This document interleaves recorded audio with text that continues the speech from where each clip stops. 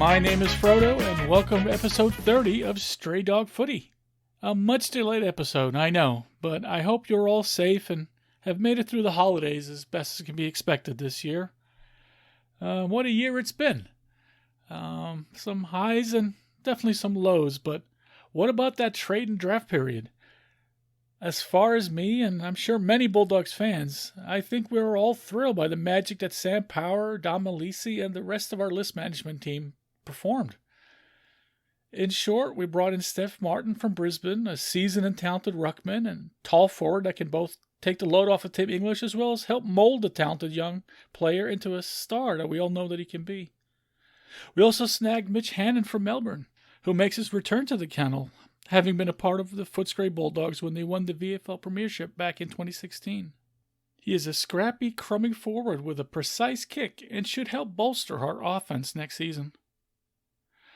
Finally, as the last granule of sand trickled through the narrows of the AFL draft period's hourglass, Adam Treloar became a Bulldog. In case you've been living under a rock, or better yet, totally disconnected from the media to regain some sanity, the trade situation at Collingwood played out in the open, and it was not a pleasant spectacle.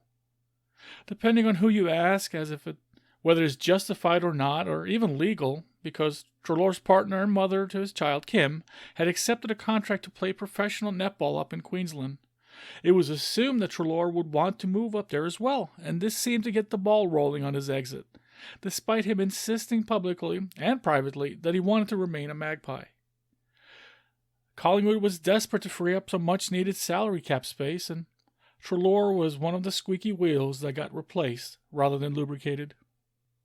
And they shipped ads to the doggies for a song. In fact, they are paying about a third of his 900,000 Australian dollar salary for each of the next 5 years, the remainder of his contract with Collingwood, essentially paying him to play against them, which now looks like it's going to be round 1, 2021. Collingwood did redeem themselves somewhat in the draft, however, and I bet a lot of Collingwood fans' tweets and posts dated during the trade period were deleted after the draft. On a personal note, Treloar coming to my beloved Bulldogs is something of a homecoming of sorts for me, because the very first real game of AFL I ever watched on Friday Night Footy, Round 1 in season 2016, was between Sydney and Collingwood, and it was Adam Treloar's first game as a Magpie, having just moved from GWS. I had no idea who he was, or who anyone was actually, but aside from all the talk of this buddy guy the commentators gave, they did a fair amount of coverage on this exciting new player in black and white stripes. Well, as they say, you never forget your first, and I have always been cognizant of who he was as a player ever since. And to add him to what is arguably one of the top midfields in the league is very exciting on several levels for me. Also, in a separate deal, or no deal I should say, Josh Dunkley remains a Bulldog. Sam Power standing strong and not caving on the arguably high asking price of 2 first-round draft picks. I know I am happy to keep him around, and I don't think he will have a hard time returning to the kennel as he's very good friends with many teammates, though I suspect there will be a bit of hazing. But they know that the window of opportunity in footy can be slammed shut at any moment, so I imagine they will cut him some slack. To quote the man himself, "It's nice to be able to go back now and really put my head down and earn that respect. If I have lost any from those people, I'll work hard to get that back." I, for one, as well as many others, am thrilled to see him stay in the red, white, and blue. Unfortunately, it hasn't been all happy news in the off-season. In addition to Billy Gowers, Fergus Green, and Brad Lynch, 3 more Bulldogs were delisted. Callum Porter, Jackson Trentgrove, and the one and only Matt Suckling did not have their contracts renewed. I know myself and the rest of the Bulldogs family wish them all the best and hope they can all find spots on other rosters very soon, just like former Bulldog Lockie Young, who just joined North Melbourne. Also, the sudden announcement of Sam Lloyd's retirement was a bit of a shock, I'll have to say, but best of luck, Lloydie, in the next phase, and whatever you do. Now, possibly the biggest news of the off-season was the draft of Jamara Ugle-Hagan, who, thanks to Adelaide, went at pick number 1. I'm not sure why the Crows picked him first when everyone from South Australia to downtown Toledo knew we would match to keep our much-vaunted academy prospect in the red, white, and blue. But I thanked them for the prestige it afforded the club, even if a bit expensive with all the picks we had to give. Also, when we were finally able to pick again, young Dominic Bedendo was a nice get, as he seems to have some really good contested marking ability. In addition, we also picked up Lachlan McNeil, as well as retaining rookies Rourke Smith, Ben Cavera, and Will Hayes. Another famous name, Travis Varco, joins the kennel as a development coach. His experience at both Geelong and Collingwood should prove invaluable for our young pups. So, welcome to the club, Travis. So, the new and updated list of Western Bulldogs heading towards the 2021 season is as follows. Picking up Guernsey number 1 is Adam Treloar. Number 2, Lewis Young. 3, Mitch Wallace. 4, Captain Marcus Bontempelli. 5, Josh Dunkley. 6, Bailey Smith. 7, Lockie Hunter. 8, Stephen Martin. 9, Hayden Crozier. And wearing number 10 is Easton Wood. Jack McRae is at 11. 12, Zane Cordy. Josh Shackey is number 13. 14, we have Riley West. 15, Taylor Dr. A. 16, Toby McLean. 17, Josh Bruce. 18, Lewis Butler.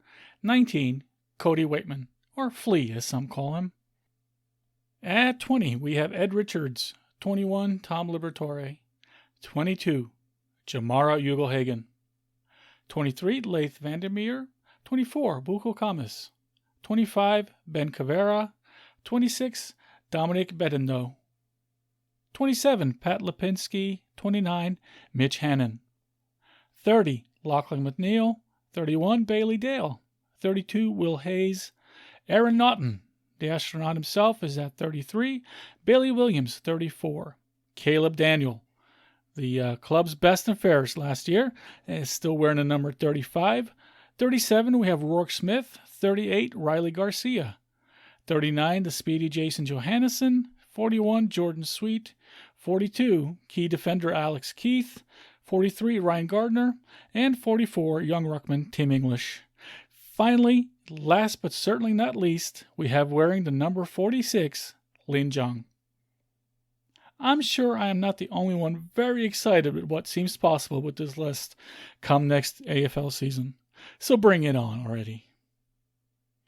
In other news, from everything I have seen, our AFLW Lady Bulldogs have been very hard at work getting ready for the preseason and then the 2021 AFLW season opener just next month against St. Kilda on Friday, January 29.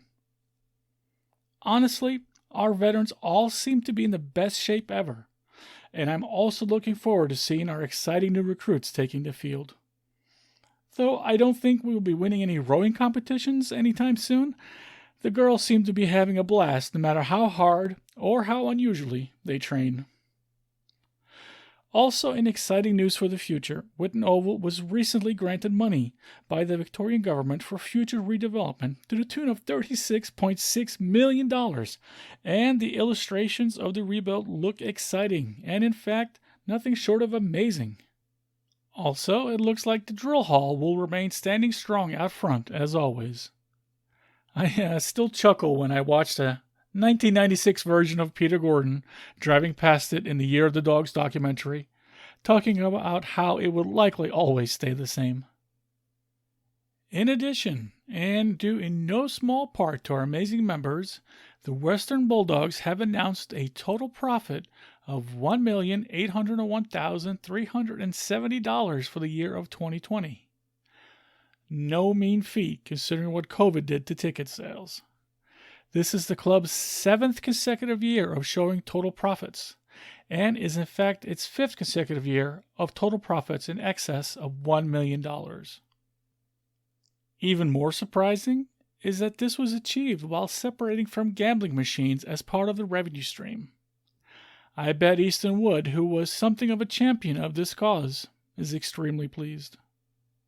The old days of the poor darling bullies having to sell off their best players to pay the rent seem like a nearly forgotten nightmare now, and this is in no small part due to the efforts of our two-time president, Peter Gordon.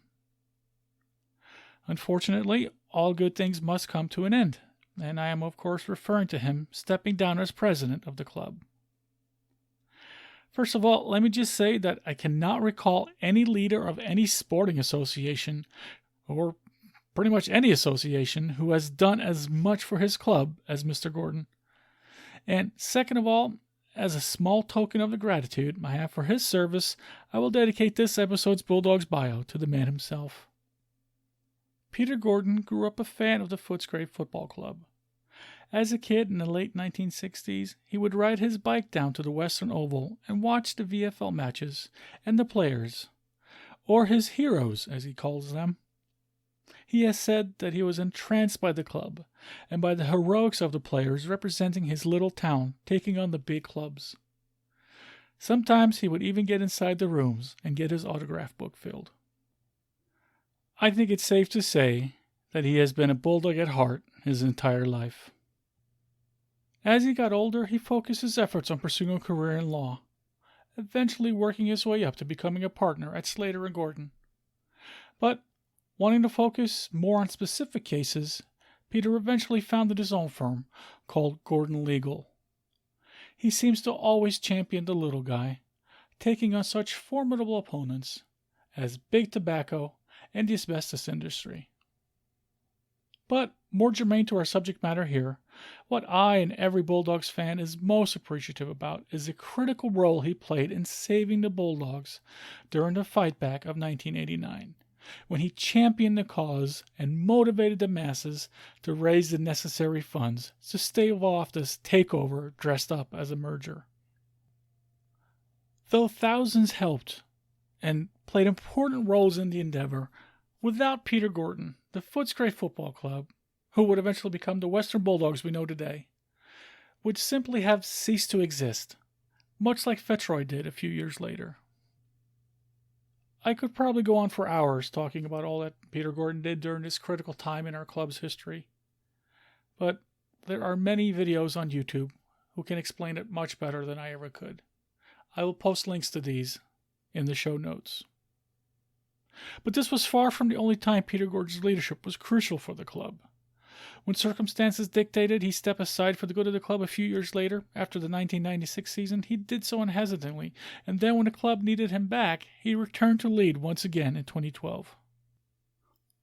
To list all of his accomplishments is just beyond my ability, but here is a brief list of some highlights. During his second term as president, Peter Gordon oversaw the eradication of $12 million worth of club debt.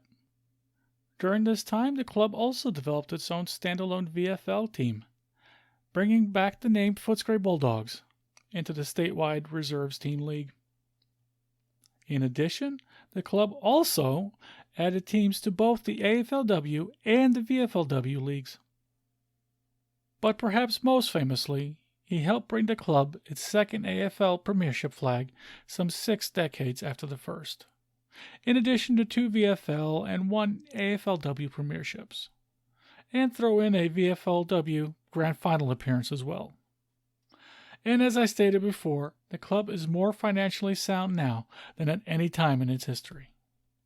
So, as a Bulldog member, supporter, and fan, let me just say, and please know it feels like any words I try to come up with are inadequate. But again, let me just say, Peter Gordon, thank you for everything. However, once again, Peter feels the time is right for him to step aside. That new ideas, unchained by the fears of the precarious history of the club, but guided by our strong principles, are now the way to move forward. And as much as everyone, me included, loves Peter Gordon and what he has done for the FFC, let's not forget that his unanimously elected replacement, Kylie Watson-Wheeler, seems well equipped to take over the reins. Some huge shoes to fill for sure, but I have every confidence that she will lead us to even higher ground, especially considering her long history of being a board member and vice president, and even longer and perhaps more importantly, a supporter of the club. Congratulations on your appointment, Madam President. I look forward to seeing our club prosper under your leadership. Well, I think that should just about do it for this episode. As always, I thank you so much for listening. I would be so very thankful if you would be kind enough to share a link to this podcast with your friends and family. Maybe even give me a like and a rating wherever you listen to your podcasts. This particular podcast can be found on your favorite podcast player or at straydogfooty.podbean.com. Podbean being where I personally listen to my podcasts. As always, I would of course love to hear your feedback. Please let me know what you like or what you don't like, or if I should give it up entirely. I'm always willing to hear what I could do to make it better. Or if you have any idea for a show topic, let me know. As always, you can reach me on Facebook, Instagram, and Twitter at Stray Dog Footy, and by email at straydogfooty@yahoo.com. Also, if you're on Facebook, we have a group called Western Bulldogs International Fans. If you aren't already a member, please come and join the fun. Also, I recently started a YouTube channel called Stray Dog Footy Podcast, where I have added all the episodes to this show. Basically, just another easy way, without someone having to download any podcast listening apps to tune into this pod. Some people just prefer it that way, and I can't blame them. Who isn't on YouTube, really? As usual, I should mention that I am not endorsed by or officially affiliated with either the Australian Football League or the Western Bulldogs Football Club, beyond being a huge fan and supporter. Yeah, this is basically me just yapping about something I love. Likewise, I am not endorsed by or affiliated with Pegged or Rejected, but I am a fan of their great music. As always, I would like to thank them for use of their song, Red, White, Black, and Blue, which I used a portion of as the intro to this episode. I will also play us out to their entire song and, of course, leave a link in the show notes so you can find their awesome music as well. Before I go, let me just say that again, I thank you so much for listening to me flap on my gums this past year.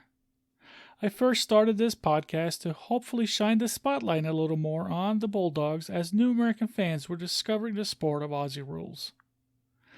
I can't say for sure if I was successful in this endeavor. However, I can say with complete confidence that I have learned a lot about footy, about the Bulldogs, about podcasting, and even a thing or two about myself. Where this podcast goes in the future, who can say? I have some ideas. I might try some new things that may or may not work. But if you stay with me and let me know your thoughts, I would very much appreciate it. Finally, personally, I am hoping to travel to Australia again this coming year.